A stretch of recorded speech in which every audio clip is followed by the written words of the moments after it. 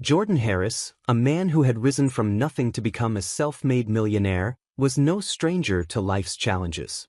Growing up in a rough neighborhood in Detroit, he had fought hard for every bit of success he now enjoyed. His story was one of perseverance and resilience, and though his wealth afforded him a life of luxury, he never forgot where he came from. One evening, while on a road trip to escape the chaos of his demanding work life, Jordan found himself driving through a quiet little town. The sky was painted in shades of orange and purple as the sun set, and his stomach growled, reminding him it was time for dinner. As he scanned the street, a neon sign caught his attention. Mason's Grill, fine dining since 1982. The restaurant had a classic charm to it, with its vintage design and warm lights spilling onto the sidewalk. It seemed like a cozy place to grab a meal and unwind. Jordan parked his sleek black car, a symbol of the life he had worked so hard to build, and stepped inside. The restaurant was buzzing with activity.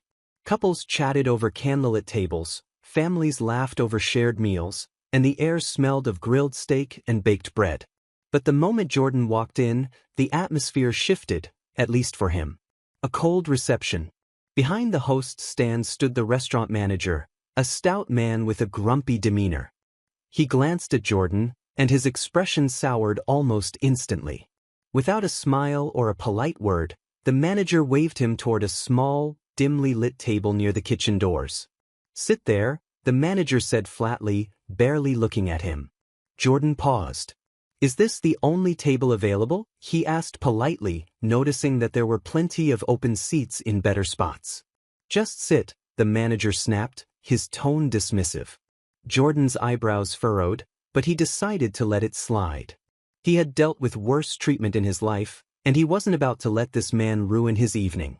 He sat down at the table, determined to enjoy his meal despite the rocky start. As he waited for someone to take his order, Jordan couldn't help but notice how differently other customers were being treated.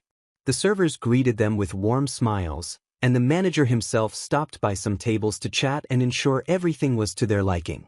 But no one came to Jordan's table. Minutes turned into 15, then 20. The staff seemed to deliberately avoid him, and frustration began to bubble inside him. Finally, some service. Just when Jordan was about to leave, a young waitress nervously approached his table. She looked embarrassed and apologetic, her hands clutching a notepad tightly. "I'm so sorry for the wait, sir," she said softly. "Can I take your order?" Jordan smiled at her, appreciating her effort despite the circumstances. He ordered a steak, mashed potatoes, and a side of vegetables, then thanked her. The waitress hurried away, but the wait didn't end there. 30 more minutes passed before his food finally arrived. By the time the plate was set in front of him, Jordan's hunger had turned into irritation.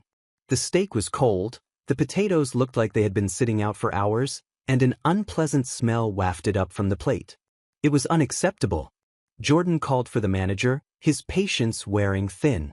When the man finally approached, his attitude hadn't changed. "This meal is unacceptable," Jordan said calmly but firmly. "It's cold and it smells off. I'd like it replaced." The manager let out a loud chuckle, drawing the attention of nearby diners. "Everyone else is eating their meals just fine," he said with a mocking grin. "Maybe you people just like to complain." Humiliation in public. Jordan froze, the manager's words cutting deeper than any insult he'd heard in a long time. The phrase, "you people," carried a weight he knew all too well, a subtle but sharp reminder of the prejudice he had faced his entire life. The room fell silent as other customers turned to watch. Some whispered among themselves, while others looked away, pretending not to notice. Jordan stood slowly, his towering frame exuding quiet strength. "I didn't come here to be insulted," he said, his voice steady. "I came here for a meal, which I paid for, even though it wasn't worth it." He reached into his pocket, pulled out enough cash to cover the bill, and placed it neatly on the table. "I hope you treat your other customers better than you treated me," he added, locking eyes with the manager. Without another word, Jordan turned and walked out of the restaurant. The humiliation burned inside him, but he refused to let it show. He had dealt with prejudice before, and he had always risen above it. But this time, something felt different. This time, he couldn't just walk away and forget it. A plan takes shape. As Jordan got back into his car and drove away, the manager's mocking grin replayed in his mind. The insult, the poor treatment, the complete lack of respect, it all fueled a fire inside him. Jordan had the power to make a difference, to change things for the better. And in that moment, he decided he wasn't going to let this go. What the manager didn't know was that Jordan wasn't just any customer. He was a man with resources, connections, and a deep sense of justice. As the restaurant's neon sign faded into the distance, Jordan's mind raced with ideas. He wasn't just going to get even. He was going to turn this entire situation into something positive.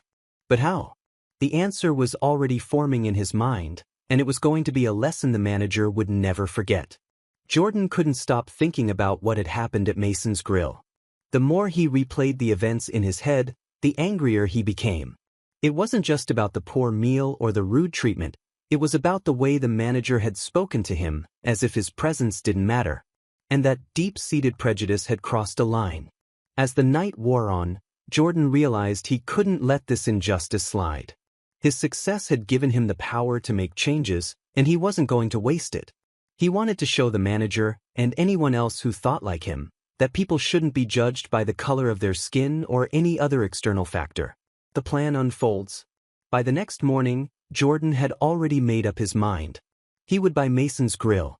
But not just to make the manager pay for his actions. He had a bigger vision. He was going to turn the restaurant around, making it a place where all people would be treated with respect, regardless of who they were or where they came from. He knew the manager was a key part of the problem, and he wouldn't stop until he had the restaurant in his hands. Jordan wasn't just going to fix the restaurant's poor management. He was going to bring change to the entire establishment. The surprise visit. A few days later, Jordan walked back into Mason's Grill, but this time, his approach was different.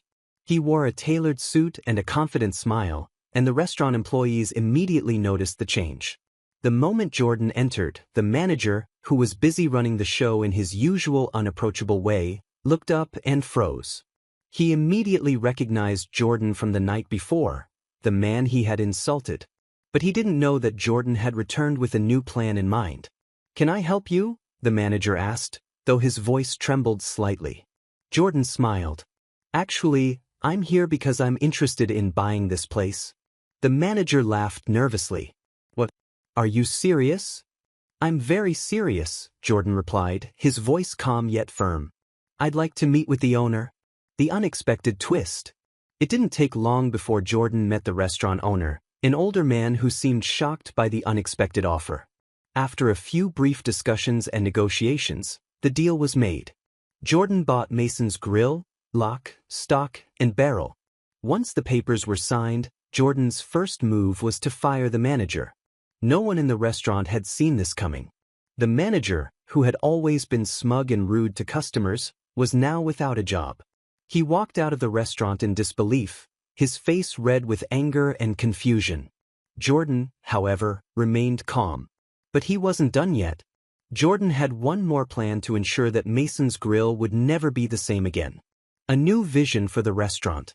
Jordan brought in a new team, a diverse and inclusive group of staff members who shared his values of respect and fairness. He didn't just want to improve the quality of the food, he wanted to improve the experience for every customer who walked through the door. But that wasn't the biggest change. The new manager, a kind-hearted woman named Grace, immediately began implementing customer service training. She made sure that every employee was treated with dignity and that every guest felt welcome, regardless of their background. Jordan also made it clear that he would personally be overseeing the restaurant's transformation. He wanted the entire community to see that Mason's Grill was about more than just food, it was about giving people respect and a chance to be treated equally. The manager returns for revenge. A week after the changes were made, the former manager, still fuming over his dismissal, decided to get revenge. He showed up at the restaurant, demanding to speak with Jordan. "I know what you're doing," the manager hissed as he stood in front of the new staff. "You think you can change things overnight, but people like you don't belong in places like this." Jordan stood calmly at the front, his presence powerful as ever. "You're wrong," he said, looking the manager directly in the eyes. "Everyone deserves respect, no matter their background." And that includes me, and it includes you. The manager, who had come to belittle Jordan and make him feel small, was now the one who felt small. Jordan had a power that couldn't be shaken by anger or hate. He had the power of change, and the community was standing with him. The final twist. Just when Jordan thought he had done enough, he received a call from the town's mayor. There was an issue. Some people had started to complain that the changes Jordan had made were too radical, and they wanted to see the restaurant's original management return. Jordan knew that this was just the beginning. He couldn't back down now. His commitment to fairness and justice had already set him on a path, and he wasn't about to let anyone derail that. In a bold move, Jordan decided to invite the people who had complained to the restaurant for a special dinner. He welcomed them with open arms, sat down with them, and explained why the changes were so important to him. Slowly, over the course of the evening, the attitude of the skeptics began to shift. They listened to Jordan's story, his vision for the future, and his mission to make sure everyone, no matter who they were, could enjoy a meal in peace. By the end of the night, the community had embraced Jordan's changes. The restaurant was no longer a symbol of prejudice but a beacon of inclusivity and respect. The once rude manager? He was nowhere to be seen. His place in the restaurant's history had been erased, and Jordan's vision for Mason's Grill had become a reality.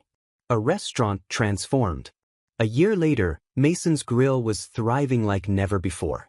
The food had improved, the atmosphere was vibrant, and the community was united. Jordan's vision had turned a place of negativity into a haven of opportunity for everyone. And one day, when Jordan walked into the restaurant, he saw something that made him smile: a black family sitting at the table where he had once been humiliated. They were laughing, enjoying their meal, and being treated with kindness. In that moment, Jordan knew his work was done.